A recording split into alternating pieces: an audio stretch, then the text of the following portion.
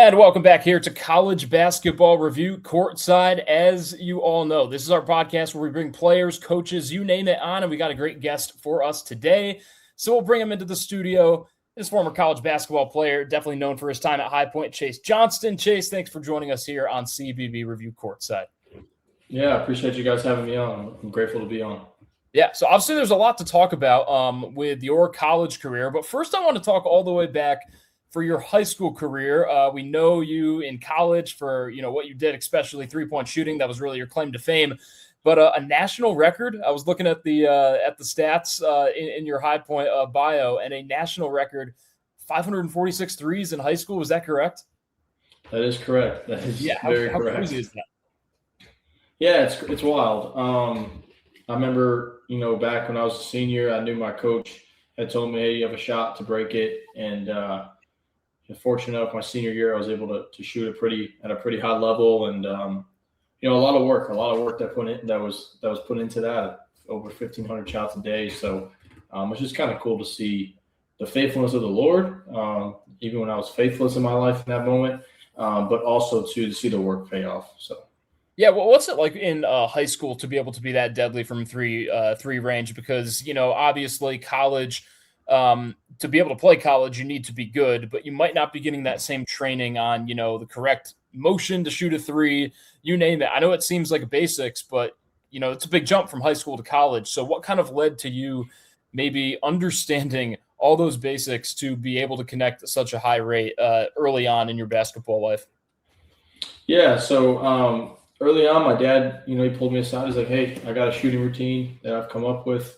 Been doing a lot of research and study about it. And, if you're willing to commit to this and do this every single day and get up 1,500 a day and commit to this every single day for your career, you could be something special. And so I was like, all right, let's do it. And so I committed to the same routine every single day. And if I train kids now, I put them through the same exact routine. And yeah, I just did that exact routine for 18 years that I played when I got into high school. So maybe like 12 or 13, once I got older, I was able to do it. And worked on different basics, different footwork, worked on the deep ball. I know a lot of people see the deep ball in March Madness, like, oh, how the heck did he make that shot? Like, those are millions of reps where I just gained strength to be able to shoot it from that far and then go back into the regular three, and it would feel like a free throw. And so just little things like that, staying consistent and faithful in the little and one routine, and not trying to balance the different things, but just staying grounded in one thing. Yeah, and I need to make sure I get that number right. 1,500 threes. I got a couple questions off of that. How much time does it take to shoot 1,500 threes? And do you have a personal record that you know off the top of your head for your most made in a day? I don't have a record off the top of my head of how many makes. But if you get a rebounder, like my dad rebounded for me every single day. If you do it on the gun, it's going to take a while. Honestly, that routine, 1,500 shots a day, it took me an hour every day. Every day after practice, I would finish practice around 9. I would do the workout for an hour. I'd go home, get ready for school the next day, and so not too long. It was definitely some days where I was like, I don't want to do this, and grateful that my dad pushed me, and I had a great support system with my brother and my mom, who was willing to, my sister that made it happen. So wouldn't be here without them. So. Well, it's that commitment behind the scenes, obviously, that some people don't really understand. Of course, it gets you to the college game.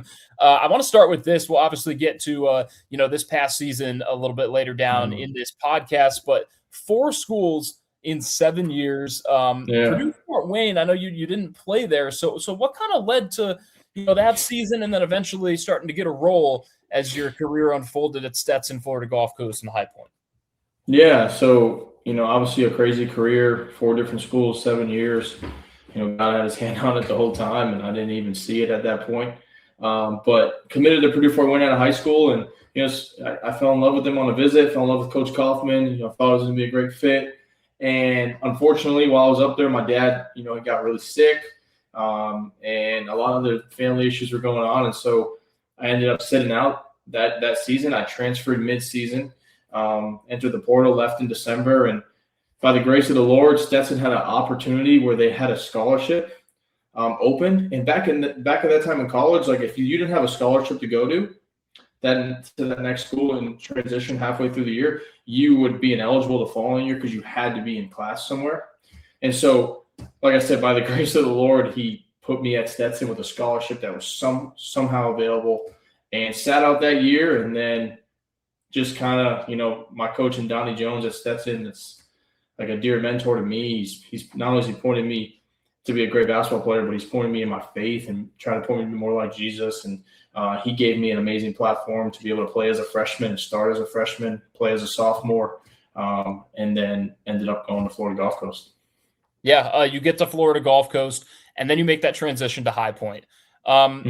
Obviously, we know, Florida Gulf Coast had their moment quite a few years ago. High Point, though, the past few years, what they've been doing between Alan Huss and now Flynn Clayman. What is it like playing for a program where, we talk about the Power Five in college basketball, but High Point, if you follow the game, is still a very notable program where you definitely have some eyes on you, people kind of expecting them to make the NCAA tournament. What was that whole experience like for you? High Point was one of the best decisions I ever made. I was scared to commit there in the beginning. I didn't, going away from home and never, I didn't do it until I went to Purdue Fort Wayne. And so God really just stripped me from finding my refuge, and my family's like, you're going to High Point. And I met my best friend, Trey Benham, there. And we connected, and just, the school itself, just everything around it, the faculty, the students, what they stand for, their morals. It's something that I highly recommend anybody to go to that university. And then just from a basketball standpoint, it's a winning culture. You're around 11 to 12 major Division I dudes that have either transferred from a high-level Division I school or was being recruited by Power Fives, but they wanted to come to a school where they could play and contribute and be a part of a family. And, High Point does have the money, too. They're able to give money, which is amazing. That's a great blessing, especially now in this basketball world. And so, like I said, it was one of the best decisions I've ever made in college, and seeing what the Lord did with the platform he gave me and building the relationships I was able to have. And, it's something I'll never forget. I'll go off the cuff a little bit here because you mentioned Trey Benham. He got pretty viral for that mean mug in that Big South tournament. What was that like? I thought he was on top of the world there, right? That's Trey-esque, though. Like, that's who he is. He doesn't care what people think of him. He's a soldier for Jesus, and he's a character. I love that dude to death. He's, like I said, he became my best friend within a day of meeting him. And that sounds crazy, but he really did. And he went through a similar testimony that I went this year, where he got benched. He didn't start his senior year. He didn't play much of the season, but he stayed faithful. He stayed faithful in the little, and he kept his eyes fixed on the Lord, and God rewarded that and was faithful to him. And that really, honestly, if I'm sitting here being honest with you, that helped me this year when a lot of things happened, when I went through the same role. I got to look back and see what Trey did and how faithful he was as a brother. And so, your college career, we talk about your high school career and all the threes you hit there, but you rank inside the top 25 all time with 418 threes. The change from shooting in high school, from going against those defenses to going against Division I defenses, what was that difference like for you? How much more difficult, if it was more difficult, is it when, that's your game, and now you get at a high level against better defenses and whatnot?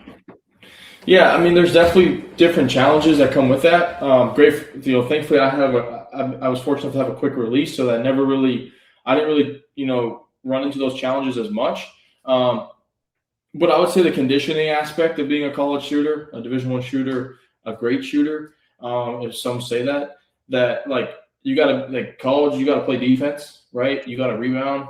And if not, you just don't play. So having the condition to do that, and then sprint corner to corner and sprint transition, like, I would say that's the biggest challenge, is being in the best shape you could be, to be able to still play defense, but then do what you're great at and come down and hit shots at a high level. So obviously that, people take note of that in the NCAA tournament. You guys make that second round run. People obviously, when they pick a bracket in March Madness, they like to look at little statistics. And I know it got big with you because it was I think at the end of the year, it ended up being 5 2-pointers that you shot the whole year. Yeah. Just how crazy is it when, there's a lot of guys out there that their role is to hit threes, but for you to have that specific role where it is practically just that, is that tough? Is it like, do teams really play to that? Like what is having that role like? Because it's different than a lot of other 3-point shooters. I mean, it was hard for me because, if you look at my film before I came to High Point, I get into the paint, I'd shoot floaters, I could put the ball on the floor. But like I said, when you go to a team that you have 12 great players on the team, you have to be a star in your role. And so I was called to be a great shooter and be a great star in that role. And so was it a hard adjustment for me, especially this season? Yeah, because Flynn was like, dude, I don't want you to shoot no floaters. I don't want you to shoot any twos, just layups and threes. And a lot of, like you asked, like a lot of teams do that now. That's really the game. Hey, layups and threes statistically, that's what it shows. Analytics show that. And so the first half of the season, it was hard because I'd be like, man, coach isn't letting me play my game. But when I died to myself in that and I realized like I'm part of something so much bigger than myself, like just be a star in your role and be a great teammate and serve for the Lord, and he's going to reward that. And so when that happened, it was just everything flipped, everything changed. Obviously, so many great offensive players on that High Point team. Just what Coach Klayman had going was absolutely out of this world. What was that experience like making the NCAA tournament, winning that game over Wisconsin? How much of a blessing was that for the Lord to have that happen for you guys and for you to be part of March Madness in that way? It's, it changed. It gave me a platform that I prayed for 2 years straight. Like, God, I just pray that you would give me a platform, if it's your will, for me to proclaim the gospel of Jesus Christ. And I was able to do that and share the gospel with over millions, 11 million, 12 million people. And, just the experience itself, being able not just to go to the tournament, but then actually win a game and have the crowd around you. And it's just, a lot of people ask me, man, what was it like? What was the experience like? And I said, you can't really put it into words. Like it's a once in a lifetime opportunity. It will change your life forever. And gratefully, it's opened up doors to do what I want to do, which is to go around and share the gospel and help people that are lost, that are broken, that need Jesus. So. Yeah, so we'll get to that now because obviously that's why I really wanted to have you on. I'm a Christian as well. I love any chance that I have as well, to have this platform to preach the gospel and talk about Jesus. So you kind of mentioned it there a little bit, but to have that platform for you, not to only showcase your talents that God has given you, but to now tell people about Jesus. What's that like, sharing your testimony? What's that like, doing what the Bible says to make sure that you're not holding back and that you're telling other people about the good news? Yeah, it's the hardest life you'll ever live. When you make a commitment to surrender your life to Jesus and live out the commandments and live out the word that he's given us, the holy active word of God that's infallible, like it's so hard because we're dying to our flesh every day. And we as humans are prideful and arrogant. Like the word says, we're enemies to Christ before we're in the family of Christ. And so it's hard to die to myself. But, and I tell people this all the time. I get more joy going on stage or going around and sharing my testimony and sharing the gospel than any type of joy I had making a March Madness layup or winning a basketball game or making money, because you're sharing real life with people who need real life because they're still broken and dead. And, that's the calling God has given me. Like I said, once I put my faith in Jesus and he rocked my life 4 years ago through a conversation with my brother, it's all his. My life is his. He bought it with a price. His word says that. I own nothing in this life. I bring only my sin to the table, and he gives me his righteousness and his blood. And so I want to share that with as many people as possible as long as I'm here on this earth. And I want to spend eternity with as many people as possible. Obviously, we know that, you're going to face opposition in this world. Yeah. What is some of the opposition that you faced, sharing the gospel? Also, when a lot of eyes are on you in that college basketball world, where maybe there aren't a lot of people that want to hear this and they're just focused on, hey, I just want to watch sports or I just want to focus on basketball. What's that like, battling through that? Yeah, you'll get it. Like Jesus promises in Matthew 10, I believe, he sends us 72 out. He's like, you're going to be hated, you're going to be flogged, you're going to be persecuted, you may even get arrested, but hey, don't worry, because the Holy Spirit that's within you that I sent, your helper, is going to guide you and he's going to lead you. And so have I faced opposition? 100%. Have I faced opposition within my teammates? At times, for sure. But I will say, like, through the opposition, those who remain faithful, and stand firm and stand firm and test. Like they remain faithful in the testing of that. They receive a crown of righteousness. And so just remembering that I'm in a world that's broken as I'm broken, and we're called to speak out against the principalities and the woke ideologies of this world, right? And we're going to be hated for that. And that is okay because we are preaching the truth and we want people to be set free. Well, Chase, I definitely appreciate all of that, and I love any time that we can share that and put that good news out there. I want to play a little bit of a word association game before we wrap up this podcast. So I got a couple of different questions. I'll just have you kind of go through them. You can give me a 1 or 2 word answer. You can explain for a little bit if you want to past that, but don't need any 1-minute answers with this. So I'll start again with talking about Christianity. Do you have a favorite Bible verse that you have off the top of your head? Yes, it's Galatians 2:20. It says, "For I have been crucified with Christ. It is no longer I who live, but Christ who lives in me. In this life I now live in the flesh. I live by faith in the Son of God who loved me and gave himself up for me." It's amazing. Do you have a favorite Christian hymn that you like to listen to? It can be out of a hymn book. It can also be more of a newer song as well. Yeah, one of my favorite hymns is "It Is Well." It is well with my soul. I think the story behind that hymn too is unbelievable. Yeah, I was going to say if you want to explain a little bit on that, because I did see that on your Instagram that you had something like that out there. So the story is written by a man by Horatio Spafford. He was born in Chicago. He was a Chicago lawyer, and I'll try and tell this quick. Born in Chicago, was built up with wealth. You know, he had a lot of money.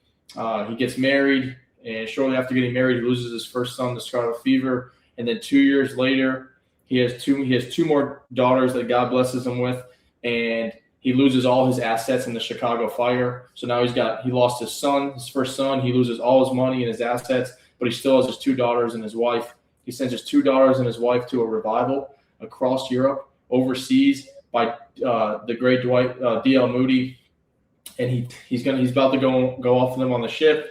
Then work comes up. He says, "I got to meet you guys there." As he sends them off, he doesn't get a phone call, but their ship that he sent them off, the 2 daughters and wife, collides with another tank. His 2 daughters pass away. The wife gets to shore, is able to write him a telegram. He receives the telegram, and the telegram says, "Saved alone." He then gets on the ship to go see his wife, and as he's on his way to see his wife on land or where she's at, the captain comes and is like, "Hey, we're at about the exact precise location where you lost your 2 daughters." And he pens those words to paper. He says, "When peace like a river attendeth my way, when sorrows like sea billows roll, whatever my lot thou hast taught me to say, it is well with my soul." So he taught us, like, the whole hymn is, hey, whatever you go through, whatever trials you go through, we serve a God who's so much bigger, and he's using it for our good and his glory.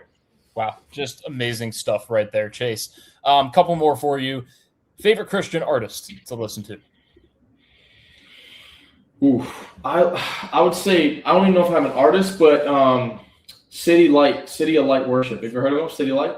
My wife loves City of Light, and when we started, City of Light, dude, we had a joke. That was the first group that she showed me. So that's are you a big hymn guy? I'm not a huge hymn guy, but I did grow up listening to him. So I definitely prefer like Josiah Queen, Ann Wilson. They're some of my favorites, but City of Light's great.